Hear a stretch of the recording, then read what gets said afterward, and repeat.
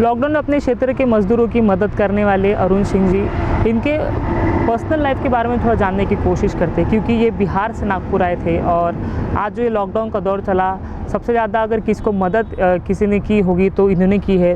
तो इनके जो जीवन के बारे में जानने की कोशिश करते हैं। सर जी, आप बिहार से हो, हमें ये पता है। तो ये सफ़र जो है नागपुर तक का सफ़र, और आज जो जहाँ आप हो, जिस स्टेज पर आप हो, वो सफ़र किस तरह से रहा? क्या आपका पूरा अनुभव इस दौरान रहा? मैं 79 में मूल खगड़िया ज़िला के एक छोटा सा गांव है बोरना, वहाँ से आया। बिल्कुल किसान परिवार से हूँ। जब मैं यहाँ के लिए निकला आ रहा था तो पिताजी ने ये कहे कि बेटा प्रदेश कलेश है, वहाँ दुख ही दुख है, अगर तुम इस दुख को झेल सकते हो तो जाओ, वरना मैं घर मत छोड़ो। मैंने कहा पिताजी जो भी दुख होगा मैं झेलूँगा और मैं जाके काम करूँगा, और आज आपके बीच में हूँ। मैं शुरुआती दौर में जब 79 में आया यहाँ, तो मैं मेरे जीजा जी पंचानंद सिंह यहाँ रहते थे, उनके पास आया सिलेवारा कॉलोनी में। मैंने 79 में बिजनेस करता था, ये गेहूं चावल अनाज का। शनिवार बाज़ार में गेहूं चावल बेचता था। इसके बाद 3 जनवरी 80 से मैंने WCL में ठेके का काम चालू किया, और जब ठेके का काम चालू किया तो फिर मुझे मुड़ के नहीं देखना पड़ा, क्योंकि मेरा काम इतना अच्छा था कि मुझे उस समय में सारे ऑफिसर बुला के काम देते थे। कह रहे हो बुलाओ, वो अरुण लड़का जो नया आया है उसको बुलाओ और काम दो। तो मैं काम करते गया, काम के धुन में रहा। और सबसे बड़ी बात है कि किसी भी सफलता के लिए मेहनत, ईमानदारी और ईश्वर की कृपा। मेहनत तो सभी करते हैं, लेकिन जब तक ईश्वर की कृपा ना हो तो कुछ नहीं हो सकता। आपने कहा कि आप पहले गेहूं चावल बेचा करते थे और आपने बाद में शिफ्ट किया माइनिंग की तरफ, ठेके का काम लेना। तो ये ट्रांसमिशन कैसा हुआ? आप गेहूं से आप माइनिंग की तरफ कैसे मुड़े? वो एक टेंडर निकला, छोटा सा टेंडर था डोमेस्टिक कोल सप्लाई का, जो यहाँ के कॉलोनी के एम्प्लॉई होते हैं उनको घरों घर कोयला पहुँचाने का काम होता था। तो वो एक अपॉर्चुनिटी मिला, और एक दोस्त थे मेरे जो आज नहीं रहे, राम सागर साहू जी, उन्होंने बोले कि मतलब ठेका का काम करो। और उन्होंने जाके एक हमारे जो पहला गुरु बने भट्टाचार्य साहब, उनसे मिलवाए, और वहाँ से मैंने टेंडर भरा और टेंडर मिल गया, और वहाँ से फिर हमारा शुरुआत हो गया ठेके में। और आज तो मैं काफ़ी डिपार्टमेंट में काम कर रहा हूँ, कई प्रदेश में काम कर रहा हूँ। आप ले लीजिए छत्तीसगढ़, झारखंड, आंध्र प्रदेश, मध्य प्रदेश, महाराष्ट्र, इतने स्टेट में मैं काम करता हूँ। और मैक्सिमम काम जो है मेरा सब माइनिंग का है। बस सिर्फ यही है कि हमारा कोई बैकिंग नहीं, कोई ये नहीं था, बस नीचे मेहनत और ऊपर ईश्वर, और साथ में ईमानदारी। ईमानदारी का मतलब होता है कि वचन का पक्का होना।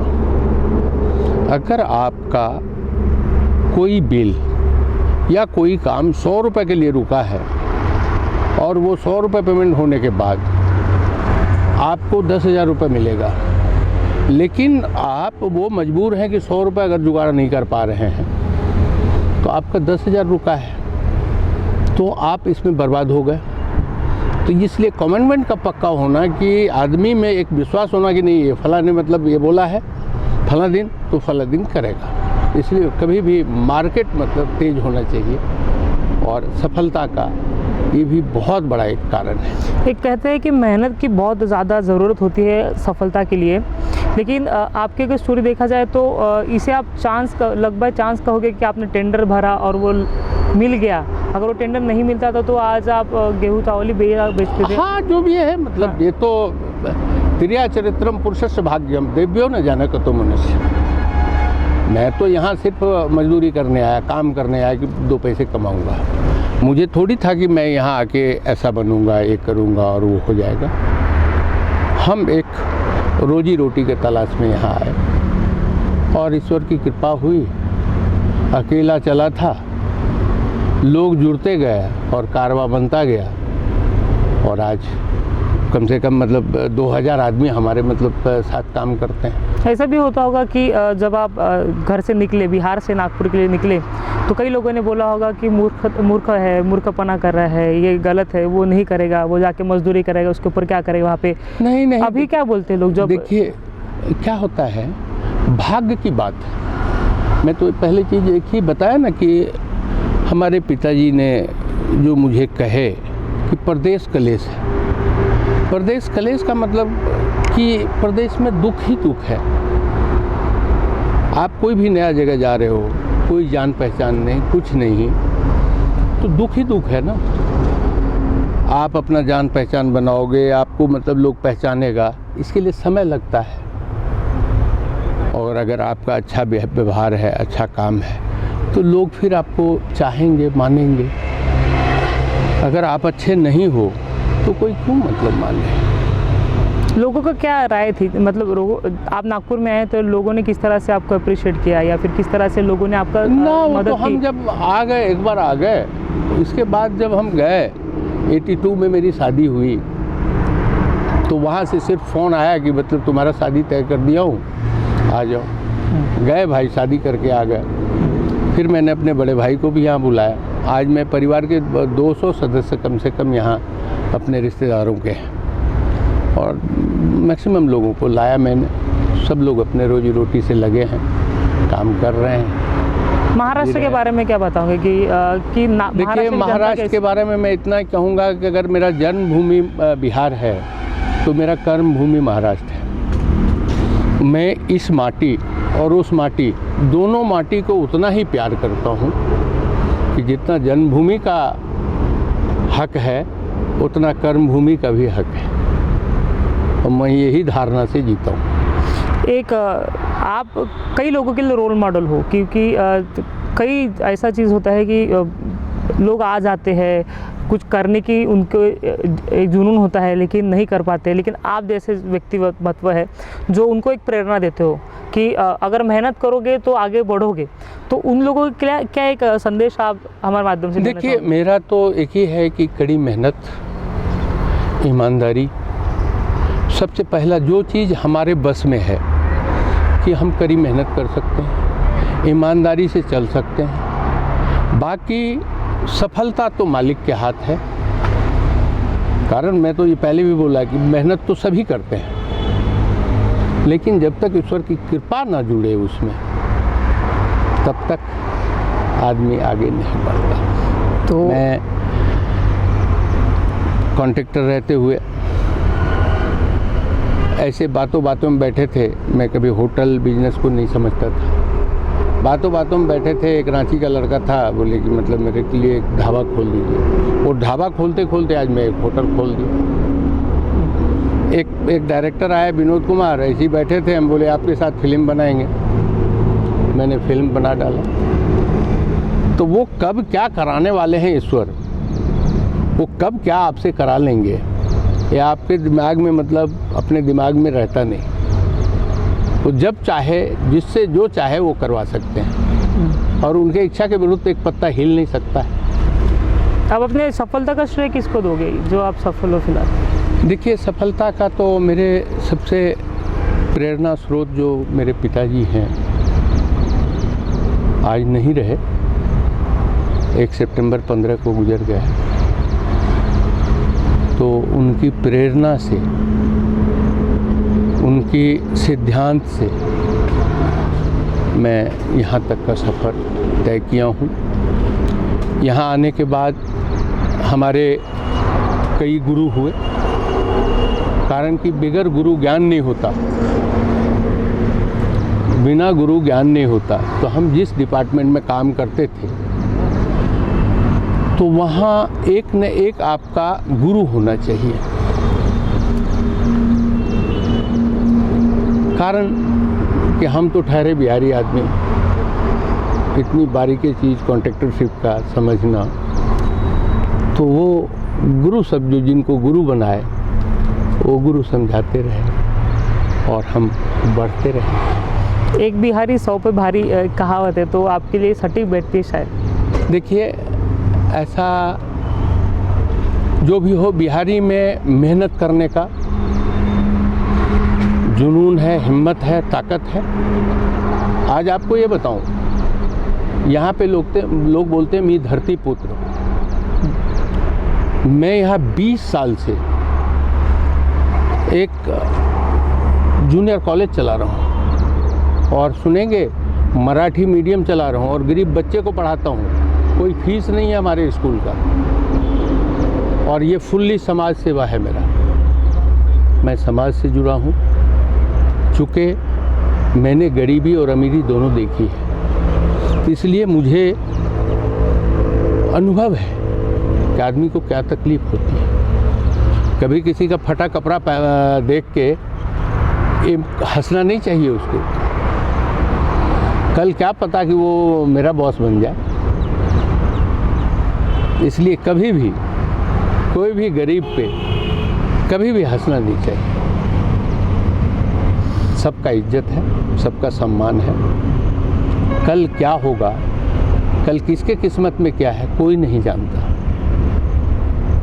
यही धारणा है मेरी। आज भी मैं अगर अपने क्षेत्र में हूँ, आज मैं बड़े बड़े लोगों के साथ बैठता हूँ, लेकिन जो उस दिन के मेरे साथी हैं, जो एक लोडर, मतलब खदान में लोडर होता है, जो वो कोयला ढोते हैं, अपने पीठ पे डाल के टब भरते हैं, वो भी हैं। अगर उस दिन उनको मैंने भैया बोला है तो आज भी वो मेरे लिए भैया ही है और आज भी उनसे हम गले ही मिलते हैं। एक लेबर जो वहाँ के हैं, हमारे कॉलोनी के, हमारे क्षेत्र के, हम सबसे गले मिलते हैं। हम ये कभी भेदभाव नहीं कि मतलब ये अरे नहीं ये तो लेबर है, ये भेदभाव मेरे में नहीं है।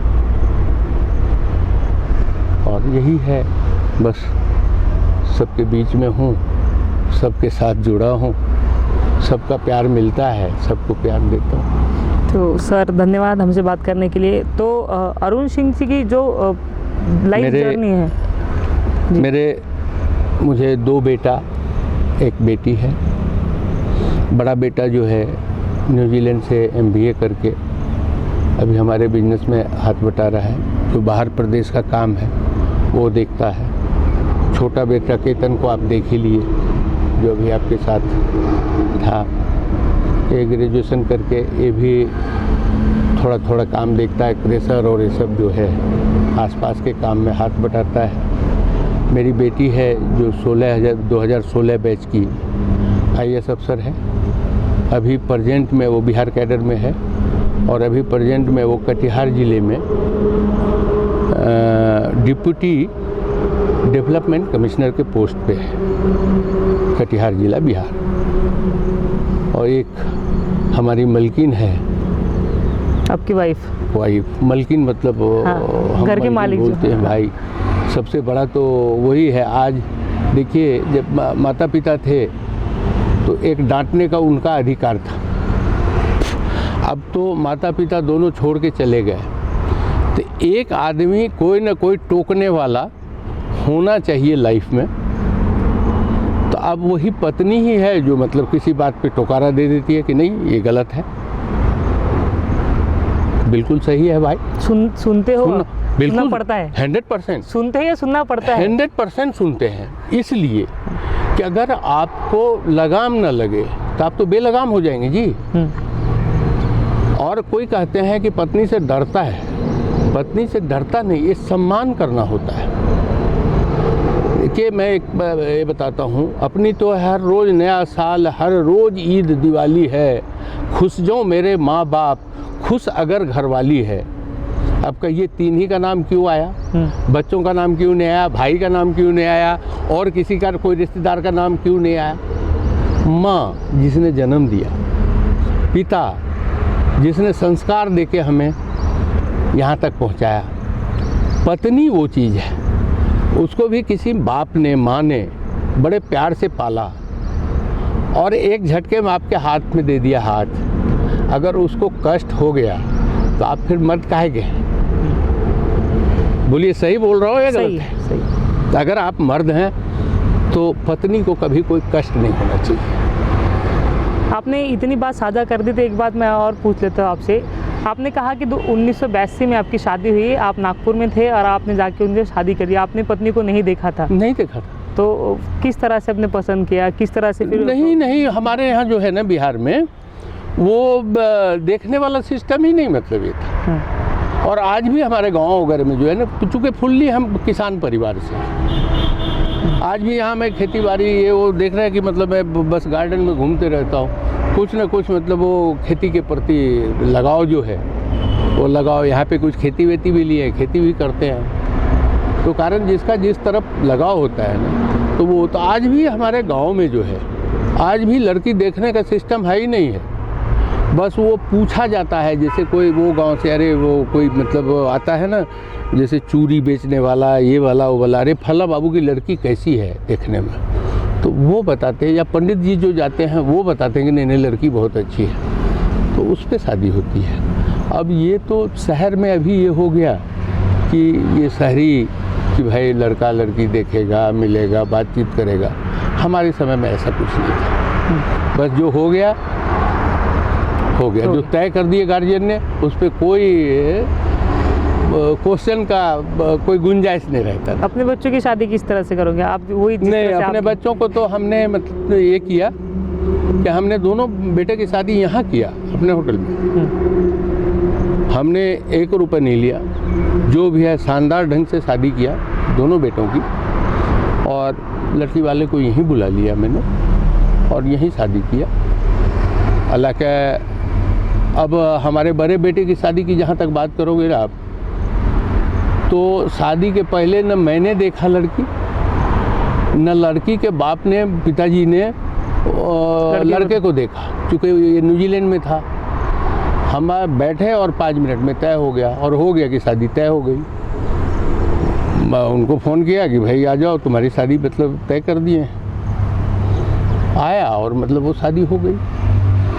हाँ, छोटे बेटे की शादी में वो लड़की मतलब देख के किया गया, लेकिन बड़े बेटे की शादी तो ऐसे कि मतलब लड़का भी नहीं। अब ये तो लड़की वाला तो छोड़िए कि लड़की देखने की बात, कि वो भी पिता कैसे हैं जो लड़का भी नहीं देखा और मतलब उन्होंने भी तय कर दिया कि हाँ ठीक है हम शादी करेंगे। शादी हो गया और बड़ा खुशी परिवार है, मतलब बिल्कुल अच्छे से हमारा दोनों बहुएं ठीक ठाक मतलब ये है।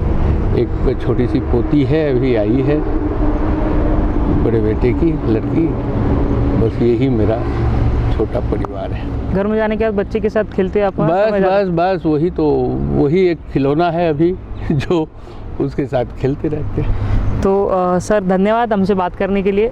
तो अरुण सिंह जी की जो पूरी लाइफ जर्नी है, किस तरह से वो बिहार से नागपुर आए और नागपुर अपना साम्राज्य बनाया, उसके बाद समाज कार्य में भी उन्होंने अपना काम योगदान दिया, तो ये जानने की कोशिश थी। हमें ऐसा लगता है कि आपको इनकी लाइफ जो पर्सनल लाइफ है वो जानकर काफ़ी इंस्पिरेशन मिली होगी कि एक व्यक्ति जो बाहर से आता है और दूसरे प्रदेश में एक साम्राज्य खड़ा कर देता है, तो कोई भी व्यक्ति हो वो कुछ भी कर सकता है।